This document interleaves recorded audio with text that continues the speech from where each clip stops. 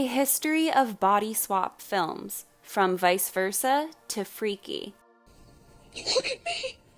I know, we seem to be I'm old! I beg your pardon? Oh, I'm like the Crypt Keeper! Today on the channel, we're going to be looking at the body swap film, how it's defined, its many iterations, and how it's evolved over the years. I'll also be talking about the newly released Freaky film. Just as a note, I will be spoiling Freaky in this video, but I'll hold off on talking about it until the end, and I'll give you fair warning. So don't worry, you can still watch the rest of the video without ruining that film for yourself.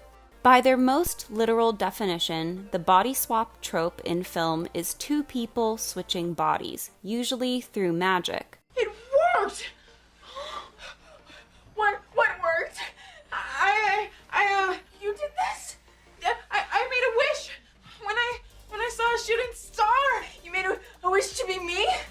Films where a character changes age, like in 17 Again, 13 Going on 30, or Big, are sometimes considered body swap films, but I disagree with that. Same thing with body possession films, like Down to Earth, Being John Malkovich, or Monkey Bone. I think these are different tropes entirely. So forgive me if one of your favorite films isn't talked about today, it's likely that I just didn't consider it a true body swap.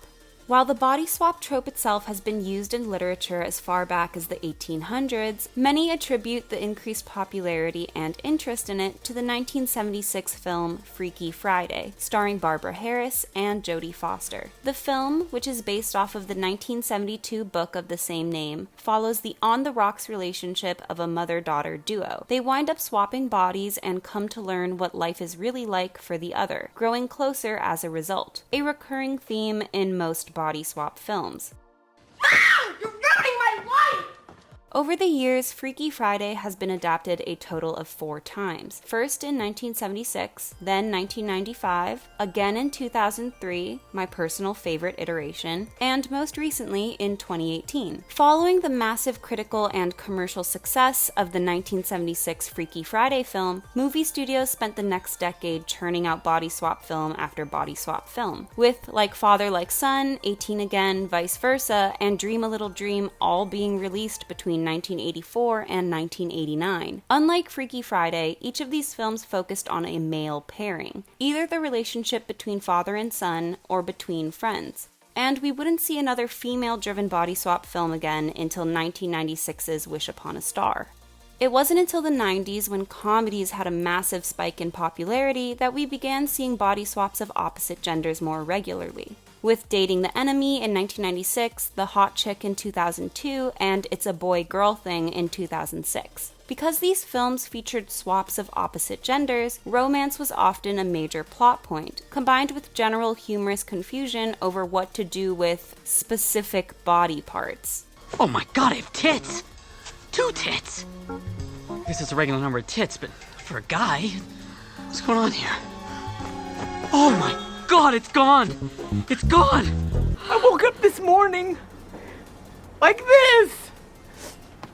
Nah! In the 2010s, the body swap film was hard to come by in American cinema, with one of the last being The Change-Up in 2011, which, like many comedies of the early 2010s, was just disappointing. After dozens of body swap films with a single overarching message, it's no wonder it lost favor. After all, with many of these stories, if you've seen one, you've seen them all. That's not to say there weren't interesting things revolving around body swaps happening. 2016's Your Name and 2018's Switched, for instance. But in Hollywood, it was a dead trope.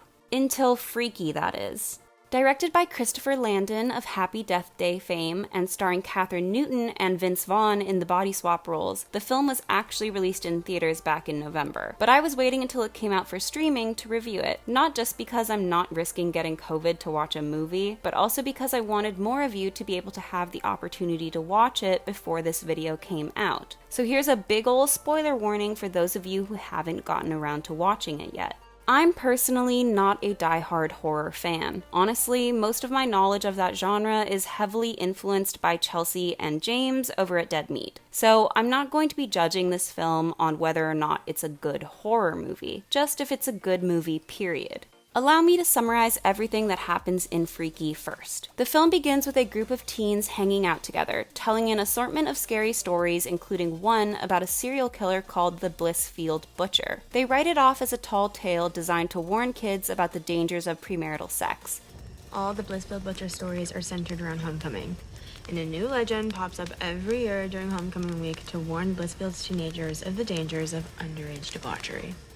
Only to be killed off one by the Butcher himself. While there, the Butcher also picks up a magical dagger, owned by one of the kids' parents, an art collector. The following day, we're introduced to Millie, a high school student with a strained home life after the death of her father, and she's also bullied at school. Her two best friends are Joshua and Nyla, who make up two common token characters in the horror genre, the gay friend and the black friend. You're black! I'm gay! We are so dead! While waiting at school alone after a football game, Millie is chased down by the Butcher and is wounded after he stabs her with the dagger, but he runs away when her sister arrives on the scene. The next morning, the Butcher wakes up in Millie's body and vice versa. The two make their way to the high school, and the Butcher kills two of the people who've been hostile to Millie since the beginning: Ryler, the stereotypical mean girl, and Mr. Fletcher, an antagonistic woodshop teacher. God damn it, Millie. I am so sick of your constant need for attention. If only you would spend a little less time flirting and a little more time learning, you might actually make something out of yourself. Millie, in Butcher's body, manages to convince her friends about the body swap, and they find out that the dagger is the reason for the swap, and that she needs to stab her original body before 24 hours are up, or she'll be stuck in that body forever. General chaos ensues, the Butcher using his new body to his advantage, and with Millie constantly being chased down by police while attempting to stop him from murdering everyone in town. Stop right there.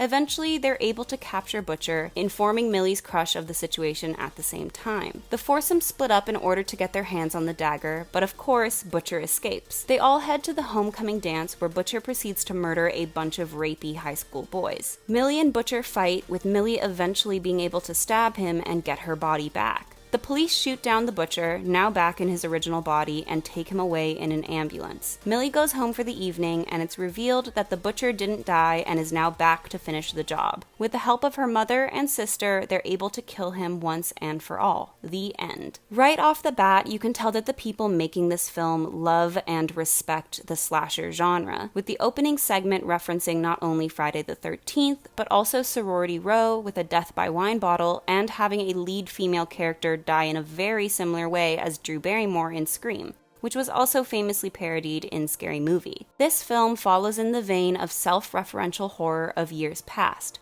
If they watch Prom Night, they'd save time. There's a formula to it. A very simple formula. Everybody's a suspect.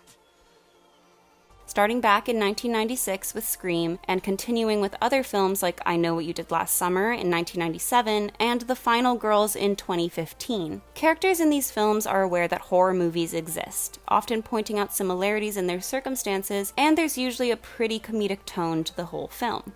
I've heard a lot of negative critique from other reviewers saying that the characters are like caricatures, and I totally agree, but that's not a bad thing. This film is an ode to movies from the 80s, 90s, and 2000s, where teenagers are often reduced to a single descriptor and personality trait. The jock, the popular girl, the geek, etc. And the villain had no underlying motive or nuanced personality. These stereotypes are staples of both the horror and comedy genre from those time periods, and while it doesn't feel like anything new, it isn't tiring like it is in so many other films. It's purposeful. The film advertises itself as being the campy horror version of Freaky Friday, but it actually reminds me more of The Hot Chick. Once you've seen a grown man and a teen girl body swap, it's tough to forget it. This humorous premise has also been satirized more recently in Don't Trust the Bee in Apartment 23, an incredibly underrated show that was canceled before its time. So, my agent called and said you want to hang out and study me? Yeah. Since we're we're swapping bodies in the movie, I just figured I should, kind of get inside your head and, see where you're coming from, get my tween on. Don't say that. In the episode, James Vanderbeek swaps bodies with his teen daughter, played by Kiernan Shipka. The film never makes it out of production as the subject matter was quickly deemed ridiculous. However, unlike both of those situations, Freaky is believable and doesn't come off as creepy, except for this one scene. I think a lot of this has to do with the absolutely stellar performances by Vince Vaughn and Katherine Newton. They both have great comedic timing and did an awesome job at picking up the other's mannerisms to create a believable body swap. This one scene where Butcher is in Millie's body trying to convince Millie's crush that she's the real one is hilarious. Help me! Booker! Dry up, bitch. Booker, help! Booker! Will you shut up? Booker! If you're a fan of gory graphic horror, this movie will definitely satisfy your bloody urges. They're not at all afraid of showing people dying in extremely messed up, yet creative ways. And what's really great is that most, if not all, are practical effects, a rarity nowadays. The film balances the gore and humor masterfully, so while some tonal shifts can be quite stark, you're not left feeling mentally or emotionally drained afterwards. I watched this movie with friends and we had a hell of a time. There were lots of funny moments with enough tension to still keep it firmly in horror territory, and we definitely freaked out a few times. Some things were a touch predictable, but that was what the film was going for. While overall I'd recommend watching it, there were still a few things that I think could be improved upon to make this good movie a great one. First, Millie's family dynamic. Her father's death is introduced as the reason why her character is more introverted and why the family is uncomfortable around one another. It's been a year. You can't keep living your life for someone else. You gotta start doing things for you.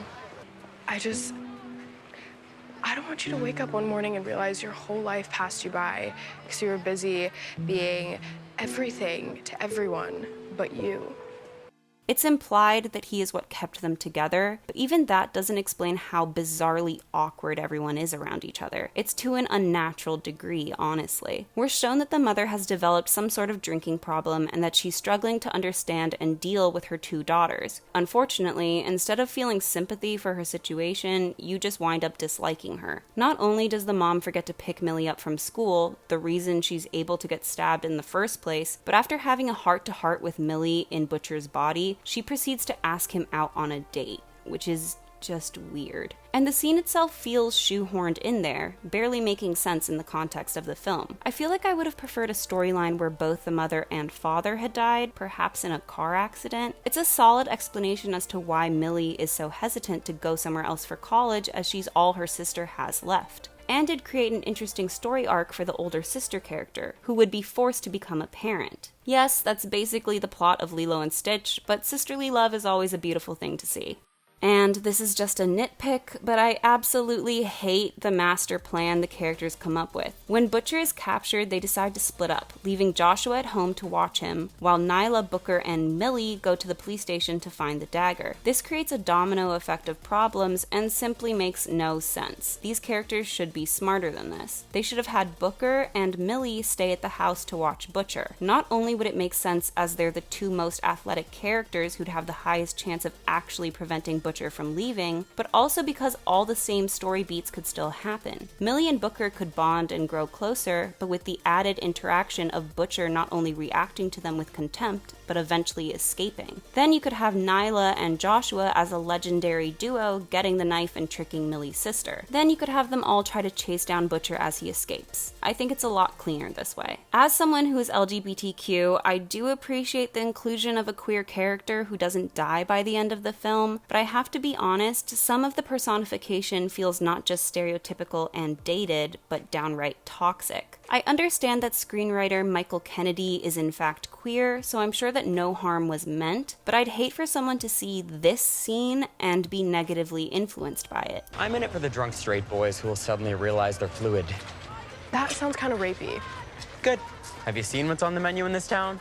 I also hate that we wind up with the stereotypical, oh, the popular guy who she's had a crush on the whole time actually had a crush on her too trope. Mainly because I don't like Booker. He reveals that he's had a crush on Millie the whole time, but has done absolutely nothing about his friends tormenting her literally in front of his face. He's also bland, for lack of a better word. Millie, you deserve better than his unseasoned love kernels. Those jeans are cute. Want some of my smoothie? Wait, you should put this pillow under your knees first. He gives me love kernels, each little crumb another tasty clue. Love kernels, 'cause if you read between the lines, he's saying I love you. My last problem with the film is that we don't get to see more of Millie and Butcher interacting. The scenes where the two interact are some of the most entertaining moments in the whole film, and I wish that instead of devoting time to the other weaker characters and plot lines, we'd gotten to see more of them battling it out. The time we spent on Booker and Millie's mother could honestly be cut down by about half, and I wouldn't miss it at all. Vince Vaughn and Kathryn Newton are two of the strongest actors in the film, and it's a shame we don't get to see them play off each other more. As for the costumes, which you know I had to talk about, I won't lie, I was a little disappointed. The shift in Millie's style once she's switched places with Butcher is kinda basic. What am I wearing?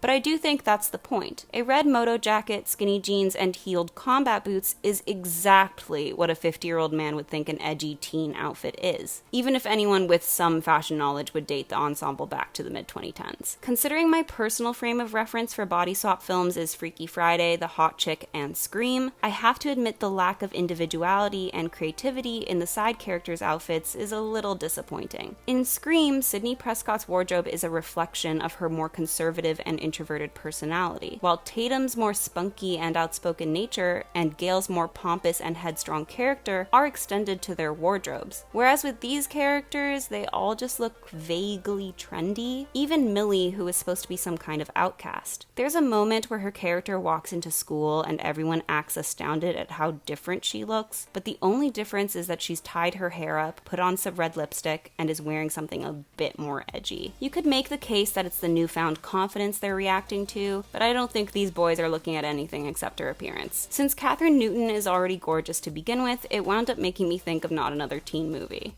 Bombs away! Oh! No, anyone but her, not Janie Briggs. Guys, she's got glasses and a ponytail. Ah, look at that. She's got paint on her overalls. What is that? Guys, there's no way she could be prom queen.